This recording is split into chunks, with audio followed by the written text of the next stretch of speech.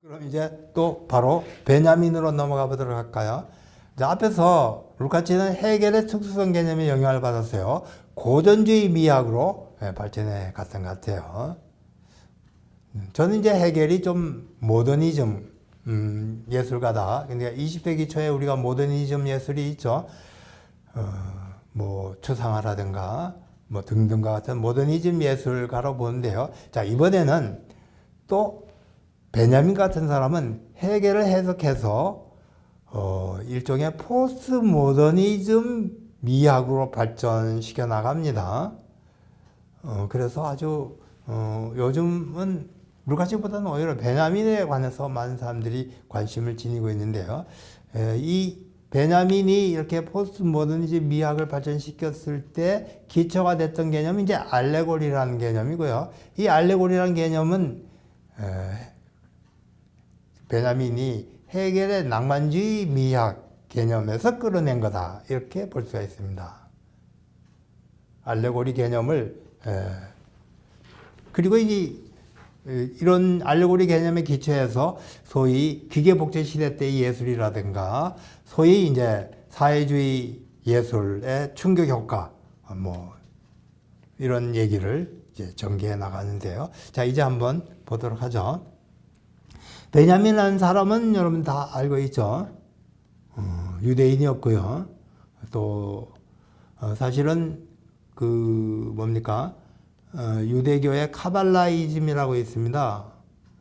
성서 속에는 신의 어떤 뜻이 섭리가 신비한 수수께끼적인 방식으로 감춰져 있다. 그 뜻을 파악하고자 하는 게 이제 카발라이즘인데요. 유대교의 하나의 한 분파이죠. 이 카발라이즘에 빠졌다가요. 청년기 시절에는. 그리고 이제 한 30년대부터는 사회주의, 마르크스주의로 이제 다시 빠져 들어갔다가요.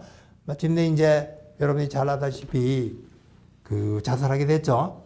히틀러가 등장하자 독일을 유대인이었으니까요. 탈출하다가 스페인을 넘어가면서 피레네 산맥 한가운데 작은 도시에서 그만 탈출을 포기하고요. 자살하고 말았습니다. 아주 청년기에 아주 이제 젊었을 때 자살했고요. 그렇기 때문에 그의 이제 어떻게 본다면은 좀 완성된 이론, 체계적인 이론은 없었는데요. 그럼에도 불구하고 그는 많은 좀 산뜻한 그리고 새로운 그런 영감을 불러일으키는 주장을 전개했고요. 나중에 전후에 많은 이제 새로운 이제 철학자들이 아도르나나 이런 사람들이 이런 베냐민의 생각을 좀 더 발전시킴으로써 이제 새로운 현대 미학을 전개시켰죠. 비록 베냐민은 완성된 이론을 제시하지 못했습니다만은 그의 이론이 미친 영향은 엄청나다고 말할 수가 있죠. 그래서 오늘날에도 베냐민을 연구한 사람이 많은데 단 이제 베냐민의 글이 굉장히 읽기가 힘듭니다. 왜냐면은 뭐랄까요? 상당히 좀 천재적이면서도요. 자기의 생각을 체계적으로 표현하기보다는 상당히 시적으로 좀 이렇게 표현을 했기 때문에 과연 무슨 얘기인지 정확하게 이해하지 못하는 좀 모호한 측면이 많아서 많은 이제 혼란을 불러일으키는데요. 자, 이 베냐민의 미학 개념 이제 간단하게 살펴보도록 하죠. 자, 베냐민의 이제 미학 개념의 핵심 개념은 아까도 했던 것처럼 알레고리라는 개념이고요. 이 알레고리라는 개념을 이제 베냐민은 독일의 비예극을 연구해서 이제 제시하게 됩니다. 독일 비예극이라고 하면은 그 흔히 오늘날에 그냥 비극이라고 이렇게 번역합니다. 셰익스피어의 비극이라고 얘기하죠. 그런데 이제 베냐민은 고전 비극, 그러니까 그리스 시대 때 비극, 안티고나라든지 뭐 웨디푸스라든지 이런 고전 비극과 구별하기 위해서 근대 비극을 셰익스피어나 또는 뭐 여러 근대 비극, 바로크 시대 때 비극을 소위 비의 극, 트라우어 슈필이라고 해서 비의 극이라는 개념으로 이제 규정을 하죠. 고대 비극과 근대 비극을 구분하기 위해서인데요. 이런 구분 자체가 사실은 해겔에서 나오는 겁니다. 해겔 낭만주의 비극과 고전 비극을 해겔은 근본적으로 구분했거든요. 자, 베냐민이 이제 어떻게 나가게 됐는가, 어떤 식으로 전개했는가를 한번 보죠. 자, 베냐민의 미학의 출발점은 바로크 시대 때 등장했던 알레고리라는 수사법적인 개념이다. 상징과 알레고리 우리가 여러 번 되풀이했던 것 같아요. 사실 좀 애매모호합니다. 괴테가 상징이라는 개념을 좀 독특하게 했었기 때문에 그런데요. 일반적으로는 이제 상징, 알레고리가 잘 구별이 안 되죠. 다 자기를 넘어서 어떤 것을 지시하는 그런 걸로 이제 보고 있는데, 이 베냐민은 또 알레고리를 자기 나름대로 독특한 그런 개념으로 규정을 합니다. 그래서 베냐민의 알레고리 개념이 좀 특이하다는 거 미리 말씀을 드립니다. 베냐민은 이 논문에서 이 논문은 이제 다름 아닌 이제 그가 썼던 독일 비예극의 기원인데요. 박사 논문입니다. 근데 이제 박사학위를 못 받았던 당시 교수들이 베냐민의 이 천재적인 작업을 이해하지 못했던 것 같아요. 그래서 박사학위를 못 받았습니다. 그런데 오늘날 많은 학자들이 이 베냐민의 대표적인 저서로 보고 있죠. 이 알레고리 개념은 그가 곧 이어서 제시하게 되는 20세기 초 상품 자본주의 사회 분석을 위한 기본 모델이 되므로 그의 사상에서 매우 중요하다. 소위 기계복제 시대 때 예술 개념의 핵심 기초가 되기 때문에 매우 중요하다. 이런. 그의 개념은 거의 실패한 교수 자격 취득 논문, 박사학위 논문이 아니라 교수 자격 취득 논문이에요. 독일에는 박사학위 논문과 교수 자격 취득 논문이 다르죠. 박사학위 받아서 한 또 10년 연구해야 교수 자격 취득 논문이 쓰고요. 그런 다음에 비로소 교수가 될 수가 있어요. 독일 비예극의 기원, 원천에서 설명된다. 우선 알레고리란 무엇인가를 설명해야 된다. 알레고리라는 그리스어로는 어떤 다른 것을 말하다. 자기의 말로 다른 것을 의미한다. 이런 얘기입니다. 다른 것을 말하다 라는 뜻인데, 그것은 일반적으로 어떤 말이 표면적인 의미와 다른 어떤 것을 의미할 때를 말한다. 흔히 우리가 상징이라고 얘기할 때 사실은 이 알레고리와 같은 의미죠. 어떻게 보면 모든 비유법이 어떤 다른 것을 지시하므로 알레고리이지만은 보통은 이제 좁은 의미에서 사용을 한다. 괴테는 앞에서 얘기했습니다만은 상징은 이념이 현존하는 가장 적절한 거고요. 알레고리는 사회 관습적으로 규정되는 거라고 이렇게 봤죠. 그런 점에서 알레고리를 이제 폄하했는데요. 일반적으로는 상징과 알레고리를 그렇게 구분하지 않습니다. 다 관습적으로 어떤 것이 다른 것을 지시하게 될 때 기호적인 거 이런 걸 다 알레고리다 이렇게 얘기하는데요. 자, 그런데 이제 베냐민은 알레고리를 좀 독특하게 규정합니다. 이때 알레고리란 관습적 차원에서 어떤 것이 다른 것을 지시할 때 성립하는데, 그런 점에서 알레고리는 유사성에 기초한 은유나 인접성에 기초한 환유와 구분된다. 은유와 환유는 구분 알죠? 깡패를 주먹이라고 하면은 은유입니까? 환유입니까? 지식인은 안경이다 이렇게 얘기하면은 이거 환유에 속하죠. 왜냐면은 인접하고 있는 상징과 기호와 그 의미가 일종의 인접하는 것, 물리적이나 공간적으로나 뭐 인과적으로나 인접하고 있을 때 그 환유가 되죠. 반면 은유는 어떤 유사성이 있어야 됩니다. 내 마음은 호수다 라고 할 때 호수와 내 마음 사이에는 어떤 유사성이 존재하고 있죠. 고요하고 잔잔하다는. 그렇기 때문에 은유가 된죠. 자, 이런 은유나 환유 또는 도상이나 지표와 이제 구별하면서 이제 알레고리는 뭐냐?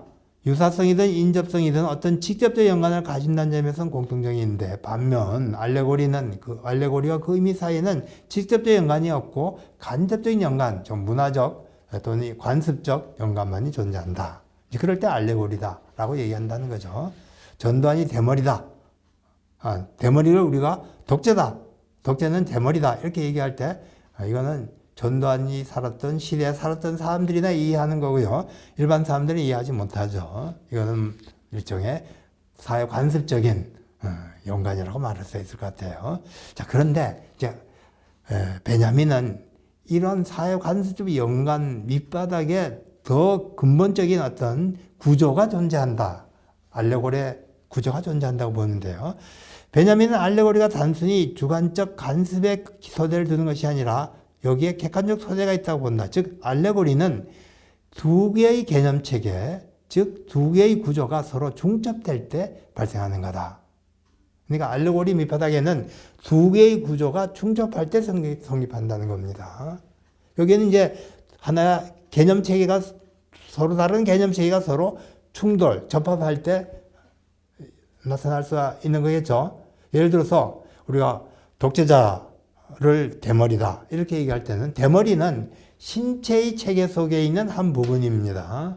신체적 구조 속에 신체라는 체계 속에 있는 한 요소고요. 근데 독재자는 사회 말하자면은 구조에서 나오는 한 부분 요소이죠. 근데 이 두 가지 구조가 서로 중첩이 됨으로써 대머리가 독자다 이렇게 된다는 거죠. 자, 그런데 이제 베냐민은 이 두 개의 구조가 중첩되는 것은 사실은 뭐 어느 시대나 가능한 거고요. 그래서 모든 시대에 알레고리가 등장할 수 있습니다만은 특히 이런 알레고리가 지배적인 어떤 수사법적인 예술의 현상으로서 등장할 때가 있다고 봅니다. 그것은 어느 때냐면은 바로 두 개의 사회 구조가 충돌할 때, 하나의 이행기죠. 과거의 사회는 이제 사라져 갑니다만 아직도 등장하지 않았고요. 미래 사회는 이제 나타나고는 있습니다만 아직 완전히 출현하지 않아서 두 개의 사회 구조가 이제 충돌하고 대립하는 그런 시절이 있는데요. 바로 이런 시절에 특히 알레고리가 지배적인 예술 현상으로서 등장한다. 이렇게 봅니다. 알레고리란 개념을 단순히 관습적인 것으로 보지 않고요. 일종의 두 개의 개념 구조가 충돌한 것으로 보고요. 이 두 개의 개념 구조가 만약 사회적으로 일반화될 때는 하나의 사회가 이행기일 때 등장한다. 이렇게 보고 있는 거죠.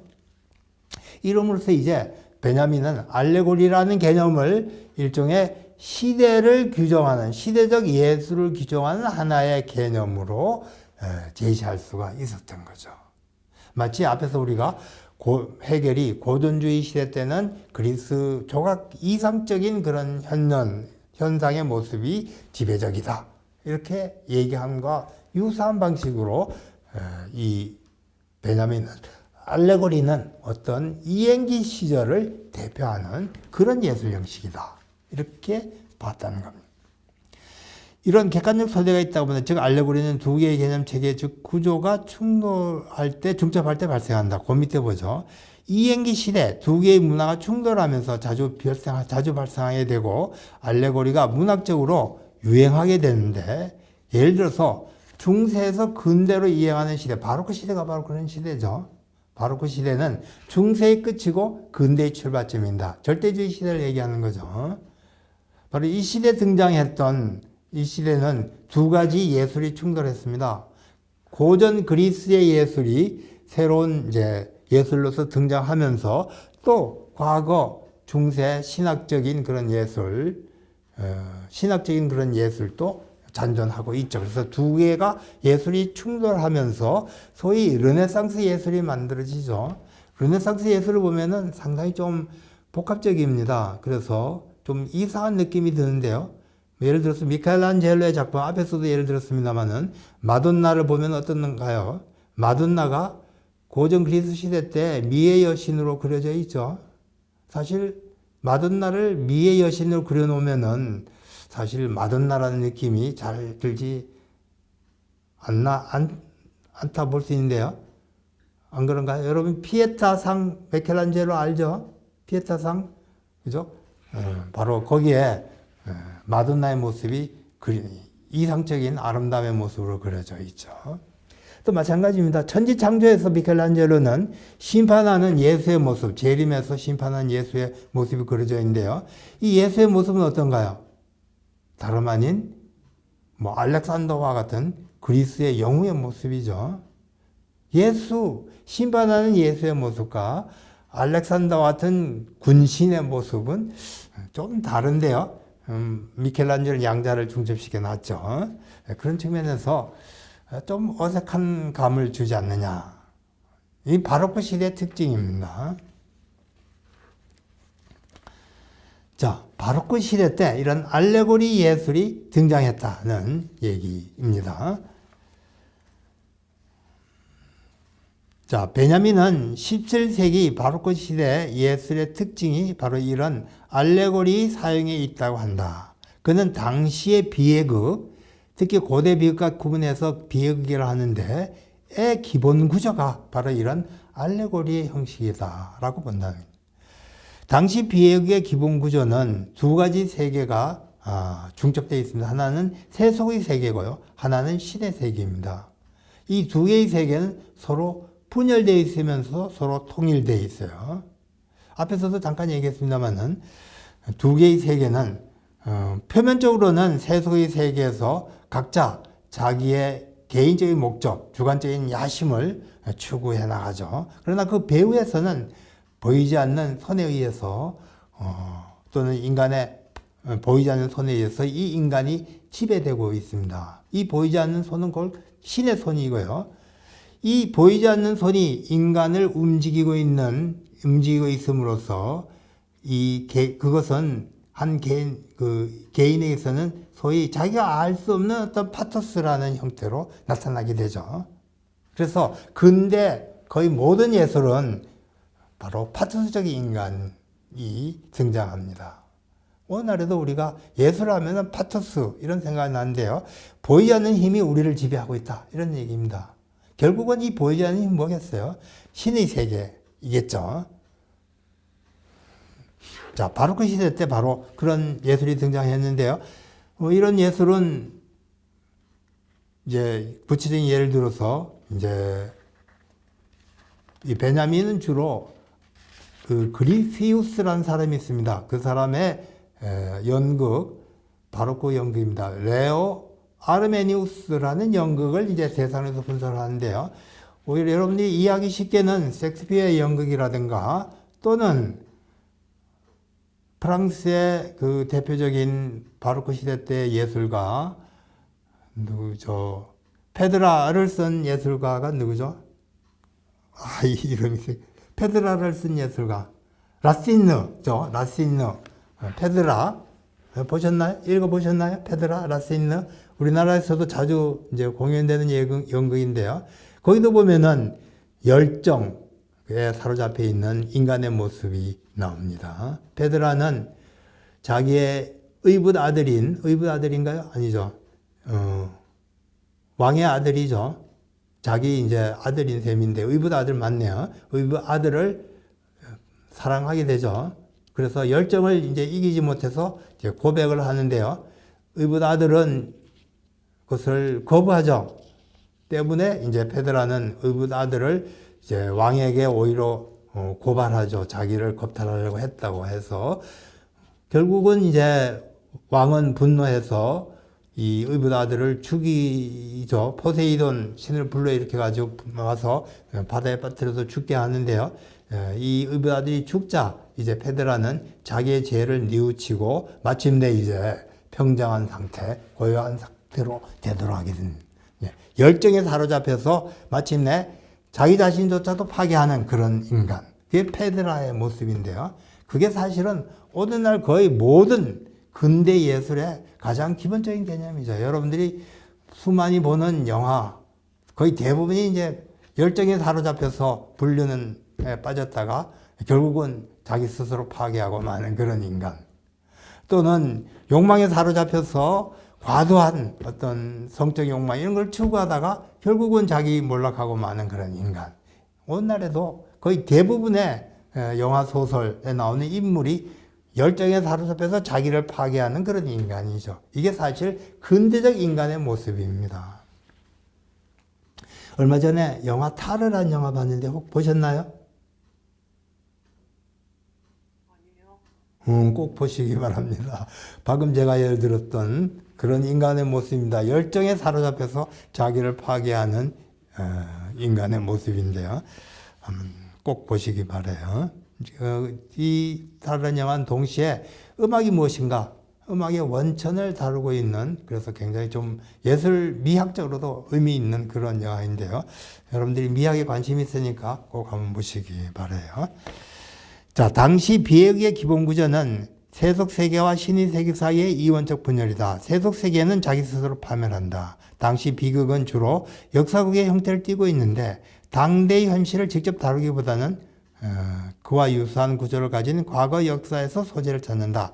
17세기 바로크 시대 때 절도주의 시대 또는 마찬가지로 군주의 절대권이 존재했던 동로마 제국의 역사가 자주 사용되는 소재였다. 그 다음에 비애국의 가장 대표적인 예로서 안드레아스 그리피우스의 레오 아르메니우스라는 소설을 연극이죠. 소개해놨는데요. 시간이 없으니까 생략하도록 하고요. 방금 제가 설명했던 뭡니까?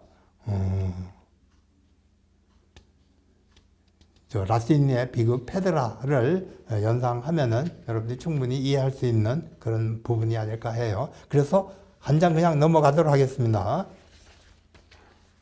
또는 셰익스피어의 연극을 여러분들이 생각하셔도 충분히 이해할 수 있습니다. 열정에 사로잡혀서, 그러나 이 열정은 결국 보이지 않는 어떤 힘이 지배하고 있는 거죠. 그래서 세계는 이원적으로 분열되어 있습니다. 이 이원적인 분열 속에서 인간은 스스로 몰락할 수밖에 없죠. 왜냐하면 그 배후에는 신이 지배하고 있기 때문에. 따라서 이렇게 몰락하는 인간의 모습은 일종의 우울, 멜랑콜리를 불러일으킬 수밖에 없습니다. 그래서 이런 연극들이 우리에게 비애감을 주게 되죠. 그래서 이 연극을 비애극이다. 근대 예술을, 근대 비극을 베냐민은 비애극이다. 이렇게 이름을 붙였던 거죠.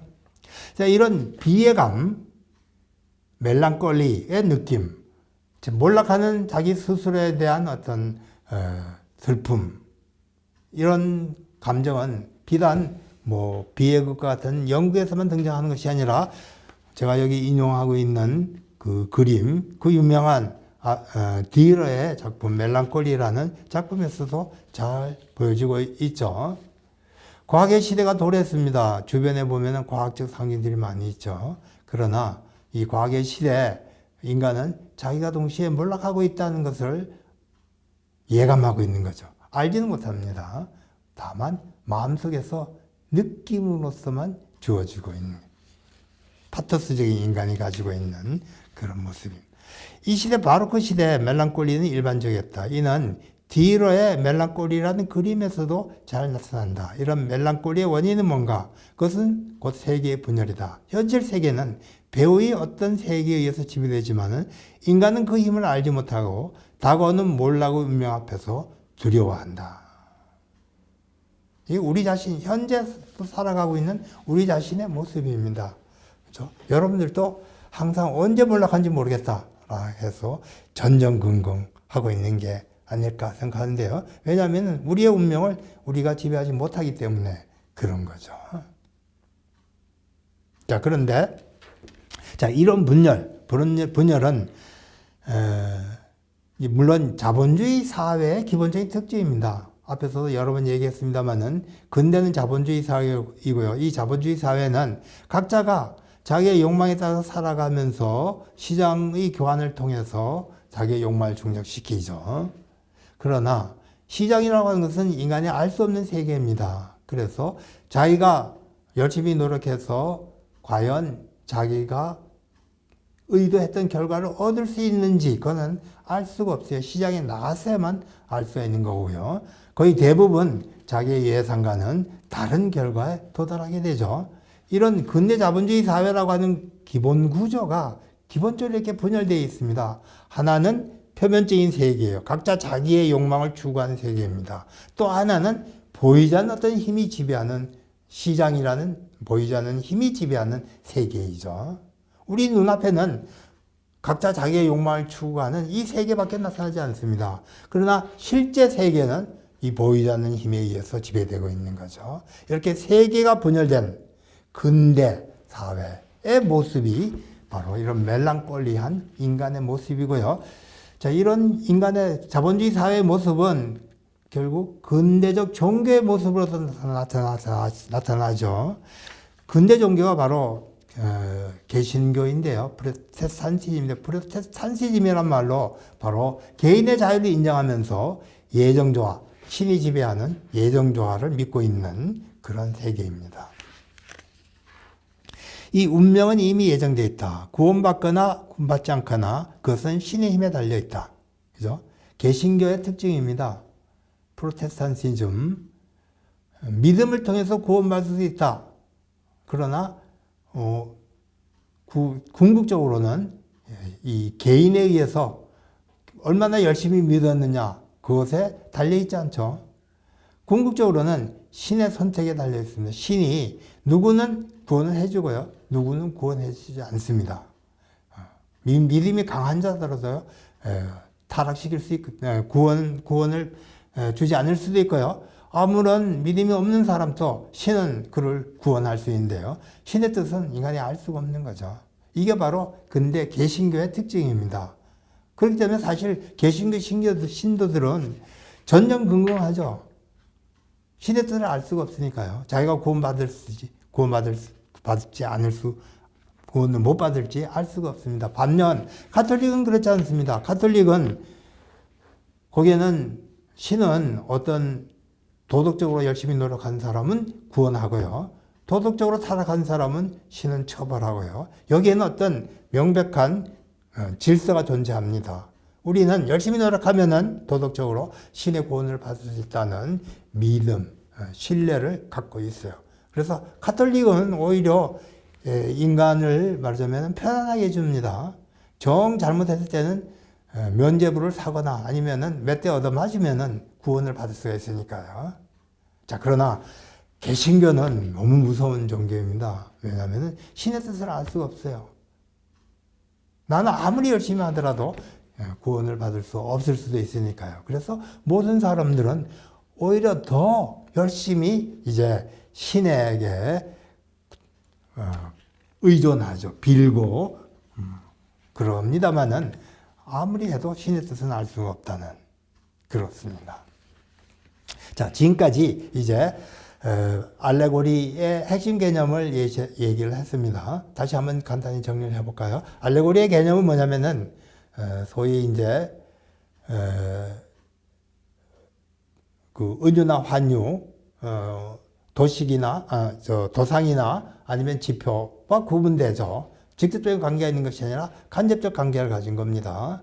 즉 사회 문화적인 인습적인 관계를 가졌다 이런 얘기죠. 그런데 이제 일반적으로 알레고리 개념은 그렇게 관습적 관계를 가진 걸로서 규정을 하는데, 여기서 이제 한 걸음 더 나가서 베냐민은 이 알레고리 밑바닥에 일종의 두 개의 구조가 충돌하면서 접합하고 있을 때, 부딪히고 있을 때 성립한다고 보고요.